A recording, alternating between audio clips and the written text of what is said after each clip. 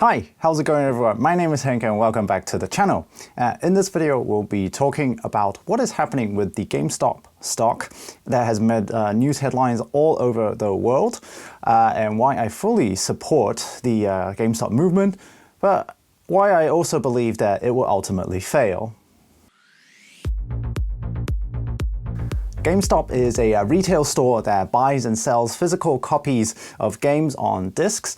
Their core business includes selling physical copies of mostly console games and buying up old games that people don't really want anymore and then reselling them off for a high price. And now they're very similar to EB Games in Australia and New Zealand. So there's all this talk of people shorting GameStop, but what exactly is shorting a stock? Over the past week or so, I've seen tons of articles, videos, trying to explain what exactly shorting a stock is. But here I'll give you the most simple explanation that I can come up with. So shorting a stock basically means that you are placing a bet that the price of a company's share will go down. Now, in order to do that, you have to borrow shares from a broker, and the brokerage firm will charge you a fee for this process. Now, you make money if the share price goes down. However, if the share price goes up for some reason, the fees will keep on stacking up till you will be forced to close your position. Now, this is when you have to buy back the shares that you borrowed at a significantly higher price. So if the prices keeps on going up, technically your losses could be infinite. So there are these people on the popular Reddit Wallstreetbets that discover the GameStop stocks has been shorted by more than 120%, most likely done by some big hedge funds. Now this means that they have shorted more than all the available stocks that are available on the market. Now this doesn't even make sense that this is even possible. A lot of these retail traders that have seen the posts came together and decided to start buying GameStop shares in an attempt to force the big fund managers out of their short position. Now, as a result of that, the price of GameStop has gone up by more than 10 times in less than a month's time. With the share price going up and the short sellers forced to buy back those shares that they borrowed, this would cause the share price to spike even higher. This is also known as a short squeeze. And that's exactly what happened to GameStop stocks. It is not really something that's that uncommon in the financial world, since it has previously happened to Tesla stock as well. But this is one of the first times that the effects has been this dramatic in such a short time. Many of the big fund managers and analysts have come out and cried foul play, and they say that Redditors are manipulating the market using social media, completely ignoring the fact that financial institutions have been manipulating the market for decades. And realistically, anytime an analyst writes an article or appear on the mainstream media, they're essentially influencing the market as well. So they can't just say that they're allowed to do it, but people on Reddit can't. Personally, I totally support retail investors grouping together and taking on the big institutions. Now, I hate it when some mainstream media tries to spin this completely the other way, saying that, oh, we hate for these retail investors who knew nothing about the market to put money into this company that is so bad, and they'll end up losing lots of money. I mean, seriously, when do the big institutions ever really care about the little guys?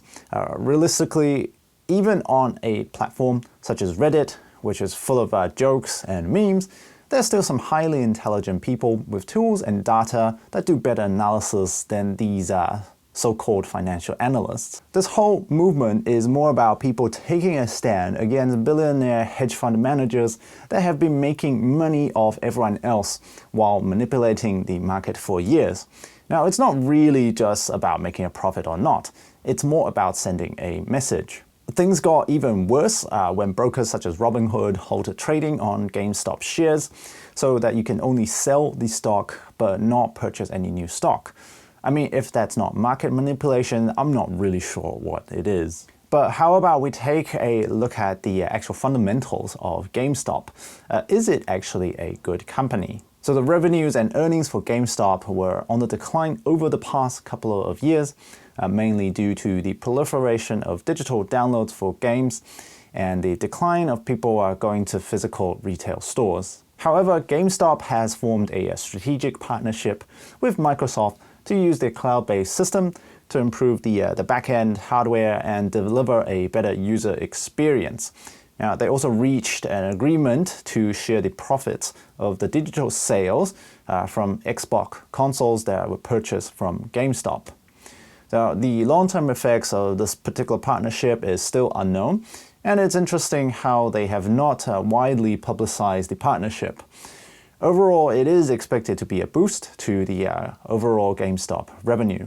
But let's face it, if we look at purely the financials of GameStop, GameStop is not a profitable company. Now, this is also a situation where fundamental analysis is unreliable in judging how a stock will perform in the short term. Fundamental analysis have been taking a huge backseat to stock momentum, trends, and now even memes. This was clearly illustrated in 2020 when millions of people were losing their jobs. The market still pretty much kept on going up. I mean, seriously, even Dogecoin shot up after the GameStop spike. So in conclusion, to me, what happened to GameStop is not so much about the fundamentals. It's much more than that. It's about the idea of the retail traders going up against the big hedge fund managers, or the ordinary people against the billionaires, the David versus Goliath story. And I have to say, I fully support the little guys and the underdogs. Ultimately, I think this whole thing will simply blow over and things will just go back to normal, and the big institutions and the hedge funds will simply go back to making profit off normal everyday people.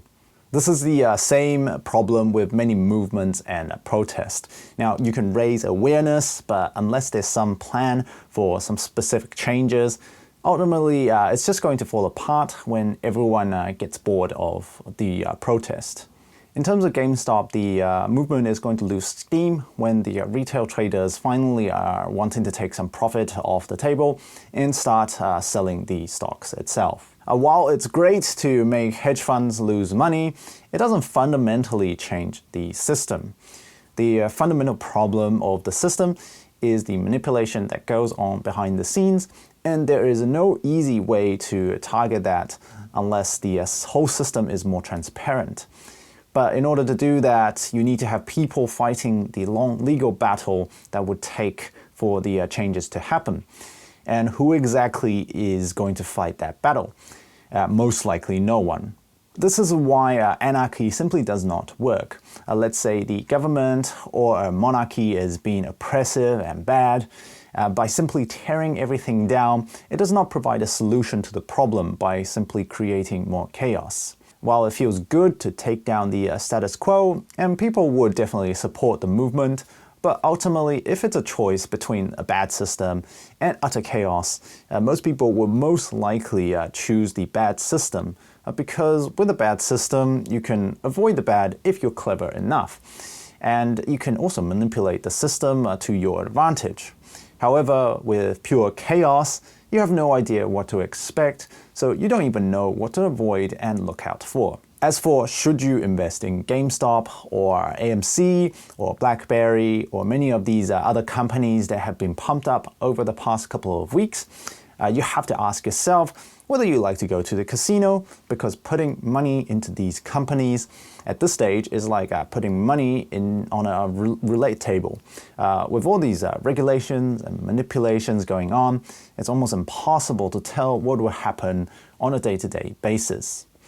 Now, there are people who have made millions, and some people might end up losing millions. Personally, I am staying on the sidelines for this because the fluctuations are too wild to predict, and I think there are better investment opportunities out there for putting your money in. But that's just my personal opinion. Let me know what you think in the comments below, and I will see you in the next video. Peace.